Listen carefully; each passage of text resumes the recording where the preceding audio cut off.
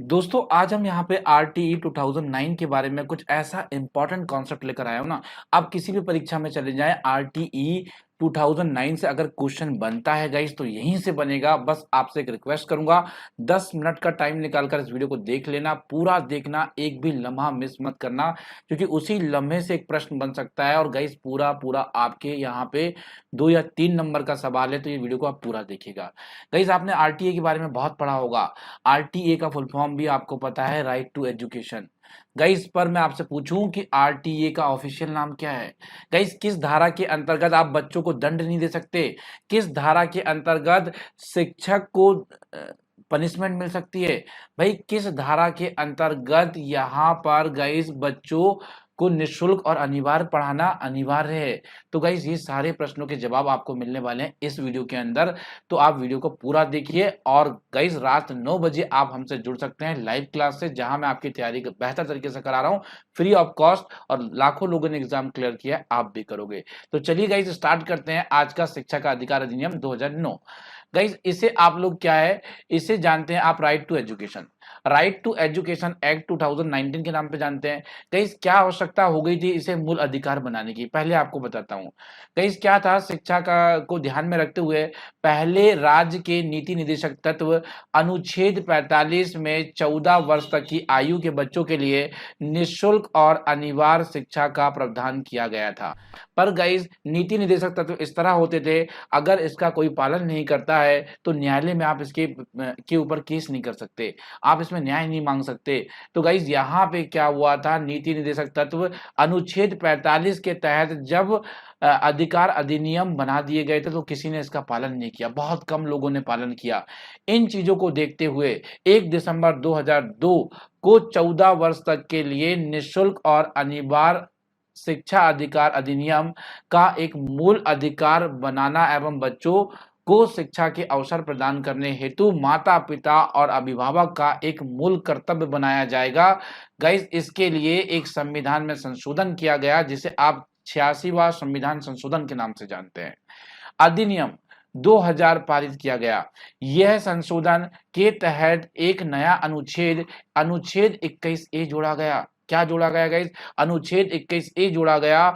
और अनुच्छेद 45 में संशोधन किया गया। अनुच्छेद 45 में क्या मेंशन था, अनुच्छेद 45 में यह मेंशन था कि नीति निर्देशक तत्व होंगे 6 वर्ष से 14 वर्ष तक के बच्चों को पढ़ाने के लिए। पर गाइस यहाँ पे ये चीजें चेंज की गई, इसे मौलिक अधिकार बनाया गया। क्यों बनाया गया, क्योंकि गाइस मौलिक अधिकार का अगर कोई पालन नहीं कर रहा है तो न्यायालय में इसके खिलाफ आप अपील कर सकते हो। तो गाइस आशा करता हूं चीजें समझ में आई। भाई यहाँ पे आपको पता है 6 से 14 वर्ष तक के बच्चों के लिए निःशुल्क और अनिवार्य शिक्षा उपलब्ध कराने की बात की गई है। गाइस अगर बच्चा दिव्यांगजन निकला, अगर बच्चा विकलांग निकला तो क्या करोगे, भाई आपको बढ़ाना होगा, 6 से 18 वर्ष करना होगा। जैसे ही विकलांग बच्चों की बात आ जाए, जैसे ही दिव्यांगजन बच्चों की बात आ जाए, तो ये 6 से 14 नहीं रहेगा, 6 से 18 वर्ष हो जाएगा। याद रखना गाइस, इसे आपसे पूछा जाएगा कौन सा संविधान संशोधन, 86वां संविधान संशोधन। कौन सा अनुच्छेद, अनुच्छेद 17A।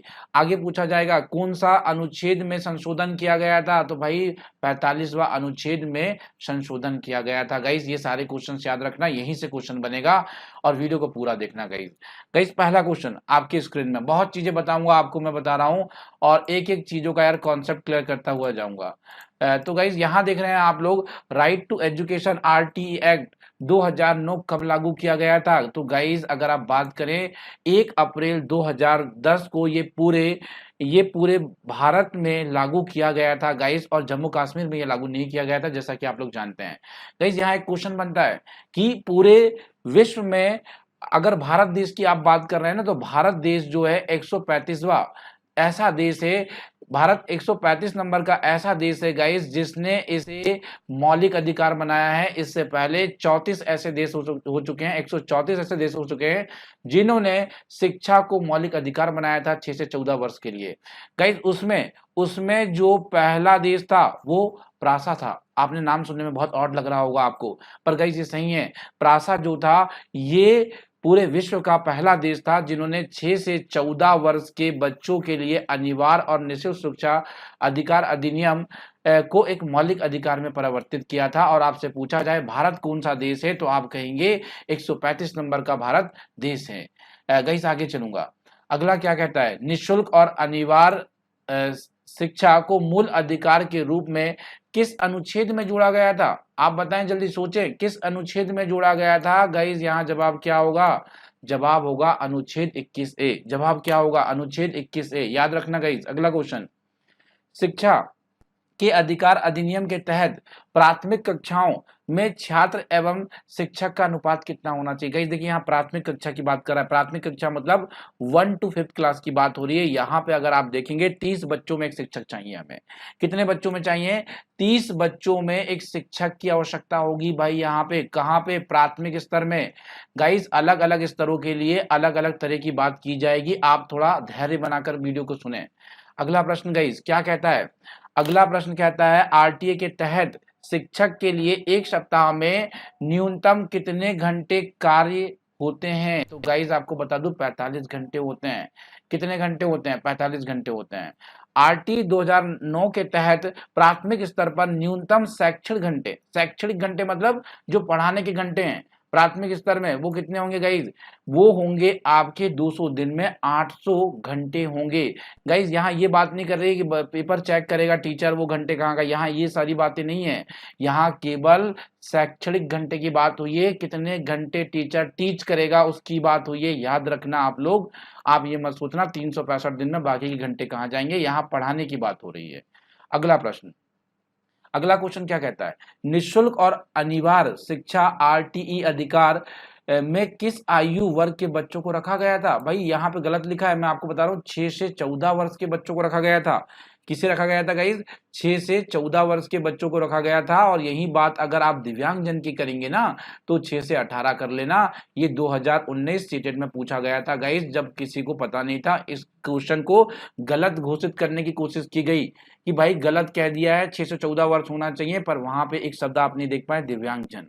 दिव्यांगजन देख लेते तो गाइज 6 से 18 वर्ष आपको पता होता। आगे चलते हैं। आरटीई 2009 के तहत प्राइवेट स्कूल में कितने प्रतिशत सीट निर्धन बच्चों की होगी? भाई जो कॉन्वेंट्स होते हैं, आपने देखा है बड़े बड़े स्कूल होते हैं, उसमें गवर्नमेंट ने कहा है आपको भाई गरीब बच्चों के लिए लगभग 25% सीट जो है वो आरक्षित करके रखनी पड़ेगी, जहां पे गरीब बच्चे पढ़ सकते हैं निःशुल्क। गाइस याद रखिएगा। आगे चलता हूं।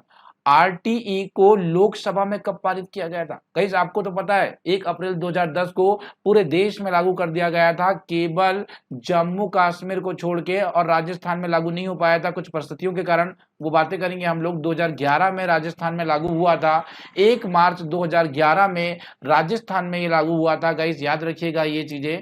आगे चलता हूं। आरटीई को लोकसभा में कब पारित किया गया था? 4 अगस्त 2009 की बात है ये। 4 अगस्त 2009 को लोकसभा में पारित कर दिया गया था। गाइस ये एसएमसी क्या है? एसएमसी क्या है? गाइस ये स्कूल मैनेजमेंट कमेटी है। इसका अध्यक्ष कौन होता है? गाइस आपको बता दूं पहले एसएमसी में कौन कौन होता है। एक अध्यक्ष होगा, एक सचिव होगा, एक कोषाध्यक्ष होगा और 12 सदस्य होंगे। ऐसा मिलाकर एसएमसी में 15 सदस्य होते हैं। और ये 15 सदस्य जो होते हैं इसमें 50% महिलाएं होनी चाहिए। कितने प्रतिशत होना चाहिए? 50% महिलाएं होना चाहिए। और इसका अध्यक्ष कोई अभिभावक ही बनेगा, कोई जो उनके स्कूल के जो बच्चे पढ़ते होंगे ना उनके पेरेंट्स बनेंगे गाइज। तो यहाँ पे ये चीजें आप याद रखना जो मैंने एसएमसी के बारे में बताया, स्कूल मैनेजमेंट कमेटी के बारे में बताया आपको। आगे चलता हूं। राज्यसभा, अभी हमने देखा लोकसभा में कब पारित होगा, अब हम देखेंगे राज्यसभा में ये एक्ट कब पारित हुआ था। तो भाई ये 20 जुलाई 2009 को राज्यसभा में पारित हुआ था और राष्ट्रपति ने 26 अगस्त 2009 को इसको मंजूरी दी थी, आरटीई को, राइट टू एजुकेशन को। याद रखिएगा गाइस आप लोग। आगे चलता हूं। यदि प्राथमिक स्तर पर क्या हुआ भाई, यदि प्राथमिक स्तर पर 150 से अधिक बच्चे हो जाएं तब आप क्या करोगे? आप मुझे बताएं। भाई आपको एक प्रधान अध्यापक मिलेगा। जब 150 से अधिक बच्चे हो जाएंगे प्राथमिक स्तर में 1 to 5th में, तो ऐसे स्कूलों में एक प्रधान अध्यापक पहुंचाया जाएगा और 5 शिक्षक पहुंचाए जाएंगे। ये अनिवार्य होगा। आरटीई 2009 के तहत उच्च प्राथमिक स्तर पर 6 से 8 के लिए छात्र और शिक्षक का अनुपात कितना होता है? गाइस अभी आपने प्राथमिक के लिए देखा था ऊपर 1 और 30 बताया था मैंने, अब मैं बात कर रहा हूं उच्च प्राथमिक के लिए, तो 35 विद्यार्थियों में एक शिक्षक की आवश्यकता होगी। यहाँ क्या होगा? 35 विद्यार्थियों में एक शिक्षक की आवश्यकता होगी। याद रखना गाइज, ये प्राथमिक लेवल की बात हो रही है, उसमें 150 से अधिक अगर बच्चे हो जाते हैं तो भाई आपको क्या करना है, 150 से अधिक बच्चे हो जा रहे हैं तो ये प्रावधान के तहत आप क्या करोगे, एक प्रधान अध्यापक और 5 शिक्षक मिलेंगे, ठीक है। और प्राथमिक लेवल का अगर अनुपात पूछोगे ना तो 30-1 होगा, ठीक है। और उच्च प्राथमिक का पूछोगे ना तो 1:35 होगा, ध्यान रखिएगा आप इन चीजों को। आगे चलता हूँ भाई, उच्च प्राथमिक स्तर पर कक्षा 6 से 8 तक के कितने बच्चे होने पर अध्यापक की प्रधान अध्यापक की नियुक्ति की जाएगी। गाइस अभी आपने जो पढ़ा था ऊपर वो प्राथमिक लेवल के लिए था, 150 बच्चे चाहिए थे वहां पे। पर गाइस यहाँ पे 100 बच्चे हो जाए ना उच्च प्राथमिक में तो भी प्रधान अध्यापक मिलेगा।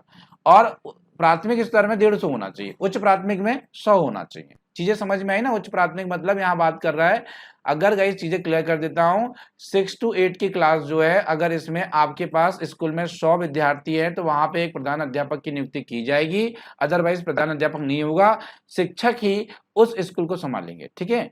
अब यहाँ बोल रहा था प्राथमिक स्तर मतलब 1 to 5 की जो हम लोग ने ऊपर बात की है, उसमें अगर ये कह रहा है कि 1 to 5 में गाइस अगर आपके 150 बच्चे हो जाएं तो भाई वहां आपको एक प्रधान अध्यापक मिलेगा। कौन मिलेगा? एक प्रधान अध्यापक मिलेगा गाइस। गाइस थोड़ा सा रुकूंगा आपको 1 सेकंड के लिए, उसके बाद आगे चलेंगे। गाइस अभी ना आप इतनी मेहनत से शिद्दत से वीडियो बना हुआ है तो भाई वीडियो को ना दबाकर लाइक कर देना और अपने दोस्तों के साथ शेयर कर देना गाइस। और रात 9 बजे मुझसे मुलाकात कर लेना एक धमाकेदार क्लास में, जहां मैं पूरा कोर्स आपको करा रहा हूं। और मैंने ऑलरेडी प्रीवियस ईयर सीटेट के करा दिए हैं 2011 से लेकर 2020 तक, तो वो जाके प्लेलिस्ट में देख लेना। ईवीएस एसएसटी सबकी प्लेलिस्ट बनी हुई है भाई, जो अच्छा लगता है ना जाकर देख लो, बहुत अहम है सारी चीजें। गाइस आगे चलूंगा भाई, आरटीई 2009 के अनुसार कक्षा 1 से लेकर 8 तक के यदि प्रवेश दिया जाए तो सदस्यों की संख्या 200 से अधिक हो जाए तो गाइस यहाँ पे विद्यार्थियों और शिक्षक का अनुपात कितना होगा। गाइस अब यहाँ कंडीशन चेंज है। आरटी कहता है कक्षा 1 से लेकर 8 तक अगर आपने बच्चों को प्रवेश दे दिए।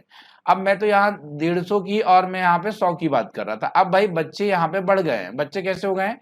बच्चे ज्यादा हो गए हैं, 200 बच्चे हो गए ना, तो यहाँ पे थोड़ा सा ना अनुपात बढ़ जाएगा। अनुपात क्या होगा? 40-1 का अनुपात करना पड़ेगा। जब 200 से अधिक बच्चे हो गए तो 40-1 का अनुपात कर लो भाई। आगे समझ में आ गया आपको? गाइस आगे चलता हूँ। आरटीए के तहत उच्च प्राथमिक स्तर पर न्यूनतम शैक्षणिक घंटे एवं कार्य घंटे कितने होना चाहिए? उच्च प्राथमिक में पूछ रहा है गाइस। यहाँ 1000 घंटे 220 दिन में होंगे उच्च प्राथमिक में।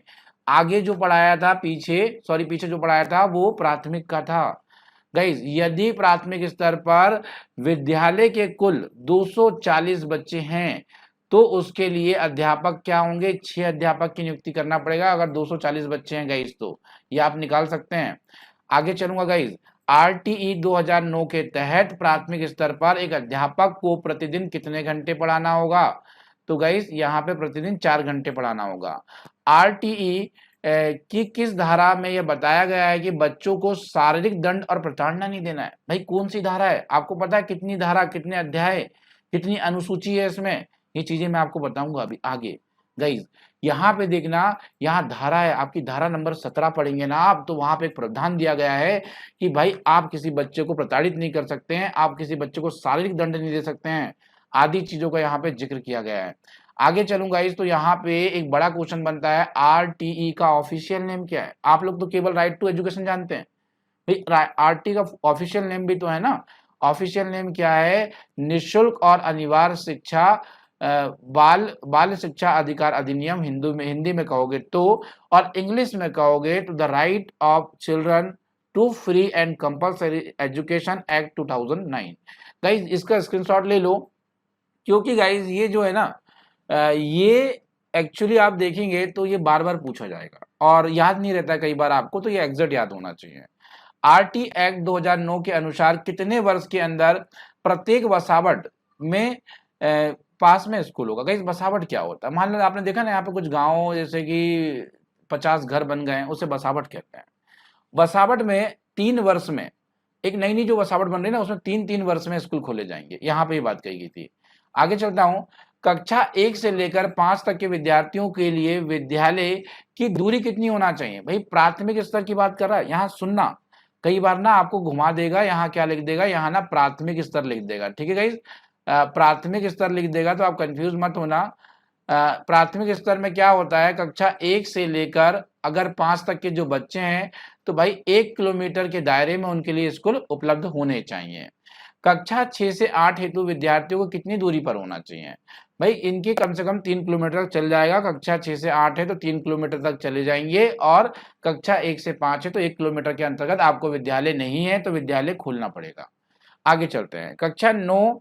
अब देखिए बड़ा अच्छा है ये। अब एक 9 साल का बच्चा, यहाँ देखिएगा 9 साल का एक बच्चा है भाई, अब ये स्कूल गया ही नहीं और ये पहली बार स्कूल आया है। ये 9 साल का बच्चा जो पहले कभी स्कूल नहीं गया और 9 साल का हो गया है, अब 9 साल में इसे स्कूल बुलाया जा रहा है। तो आरटीए के अनुसार भाई आप यहाँ पे उसे कौन सी क्लास में एडमिशन देंगे? तो गाइज आपको बता दूं, चौथी कक्षा में एडमिशन देना पड़ेगा। क्यों कहना पड़ेगा? क्योंकि यहाँ पे आरटीए एक्ट ये कह रहा है कि आपको 6 से 14 वर्ष तक 8वीं तक पास करना है बच्चे को। तो भाई जब बच्चा 6 वर्ष का था तो वो पहली कक्षा में आया होगा, 7 वर्ष का रहा होगा दूसरी कक्षा में आया होगा, 8 वर्ष का रहा होगा तीसरी कक्षा में आया होगा, 9 वर्ष का रहा होगा तो उसे आपको डायरेक्टली चौथी कक्षा में लेना पड़ेगा। गाइज ये कह रहा है आरटीई में, मैं नहीं कह रहा हूं। अगर गाइज 8 साल का बच्चा आया तो कौन सी कक्षा में एडमिशन लोगे? मुझे कमेंट बॉक्स में लिखोगे। पहले ये बता देता हूं, दूसरा पूछता हूं। भाई 8 साल का बच्चा आया तो आपको क्लास 3rd में उसका एडमिशन डालना पड़ेगा डायरेक्टली। अगर गाइज आप मुझे बताएं कि 10 साल का बच्चा आएगा तो कौन सी क्लास में दोगे उसे? आप लोग लिखोगे उसे। गाइज अगला चलूंगा अभी फिलहाल। आरटीई एक्ट 2009 में कुल धाराएं, अध्याय और अनुसूची कितनी है? भैया आप बता दो। Very important question guys, very very important question. Guys आपको मैं बताता हूं, इसमें 38 धाराएं, 7 अध्याय और 1 अनुसूची यहां देखने को मिलती है।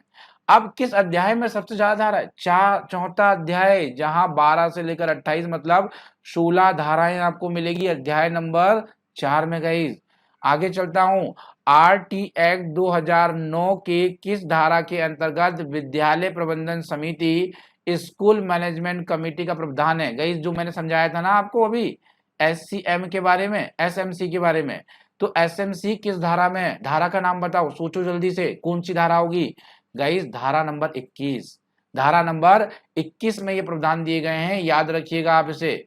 आगे चलता हूं, आरटीई धारा 17 का प्रावधान है कि शारीरिक दंड नहीं देना है। शिक्षा अधिनियम 2009 किस धारा में छात्र और शिक्षक के अनुपात का वर्णन कर रहा है? आपको तो पता है गाइस।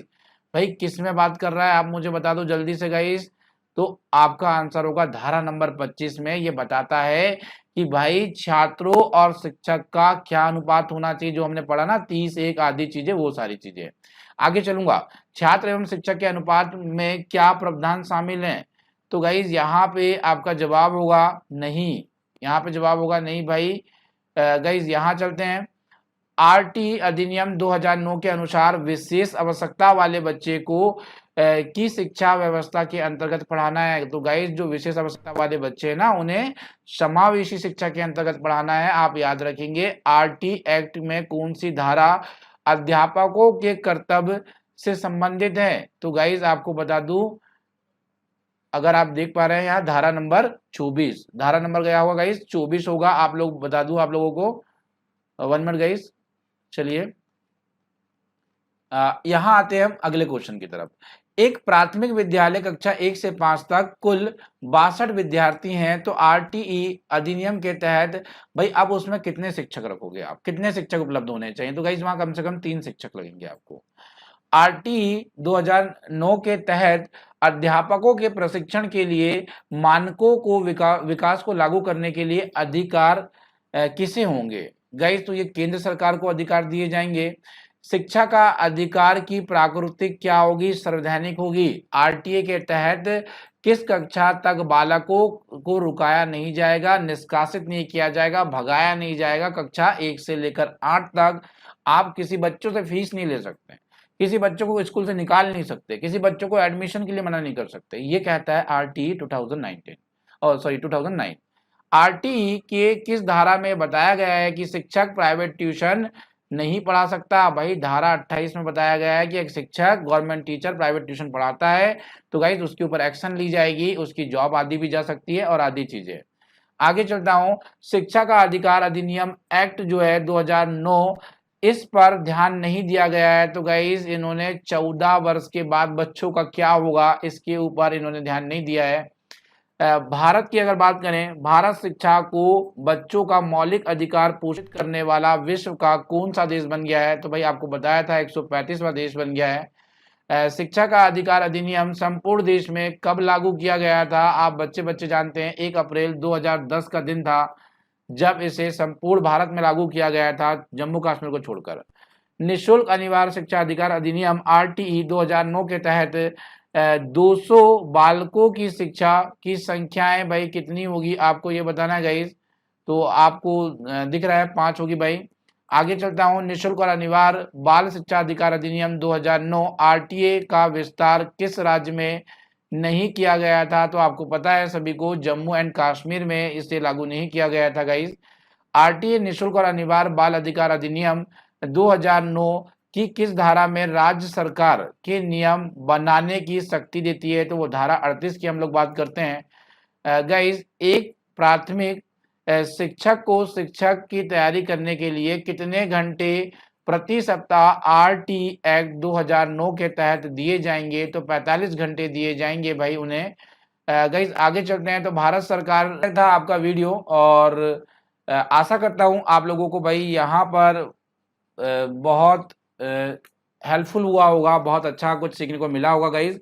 गाइज आप लोगों से एक ही बात कहूंगा, अगर वीडियो पसंद आया हो तो ईमानदारी से इसे लाइक कर देना और अपने दोस्तों के साथ शेयर कर देना। रात 9 बजे मुझसे मिलना, एक ऐसी तैयारी करा दूंगा फ्री ऑफ कॉस्ट में, बिना किसी बुक के या गाइज बिना अन्य चीज़ों के आप एग्जाम क्लियर कर पाएंगे। एक ऑथेंटिक आंसर, जो आप लोग कंफ्यूज होते हैं ना कि भाई ये बुक में ये दिया है, वो दिया है, इसने ये बता दिया, उसने वो बता दिया, इन सभी चीज़ों का समाधान लेकर आएंगे रात 9 बजे, और एक ऑथेंटिक सीटेड ऑफिशियल आंसर की के द्वारा वेरीफाई करके आप लोगों को वो आंसर्स बताए जाएंगे।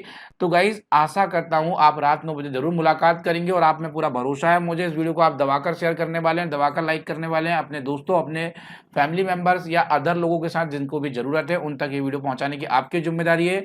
आपको बेहतर तैयारी और इस तरह की वीडियो देने की भाई रिस्पॉन्सिबिलिटी मेरी है। तो गाइज चलिए दोनों बेहतर तरीके से रिस्पॉन्सिबिलिटी को निभाते हैं, और मिलता हूं आप लोगों से रात 9 बजे। Thank you so much for watching this video guys.